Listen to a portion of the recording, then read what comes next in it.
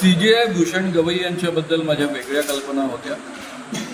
किमान रासू गवईंसारखी समजदार भूमिका ते घेतील असं मला वाटत होतं.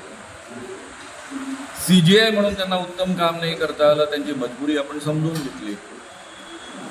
पण जे आंबेडकरांचं नाव घेतात, आंबेडकरांच्या विचारांमधनं माझं परिपोषण झालेलं आहे असं म्हणतात.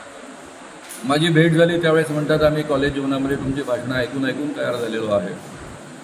आणि प्रत्यक्षात मात्र धीरेंद्र कृष्ण महाराजांसारख्या एका लोकांची फसवणूक करणाऱ्या महाराजांचं दर्शन घेतात, त्यांच्या पायावर डोकं ठेवतात. हा माझ्यासाठी प्रचंड मोठा शॉक. मी या निमित्तानं एवढंच म्हणेल की भूषण गवईजी, तुम्हाला जसं वागायचं आहे तसं वागा. तुम्ही CJI होता या देशाचे आम्ही विसरून जाऊ, पण यापुढे मात्र तुम्ही डॉक्टर बाबासाहेब आंबेडकर यांचं नावसुद्धा घ्यायचं नाही. तो अधिकार तुम्ही गमावलेला आहे. तुमच्या तोंडून डॉक्टर बाबासाहेबांचं नाव येणं हा बाबासाहेबांचा अपमान आहे, एवढं मात्र लक्षात ठेवा.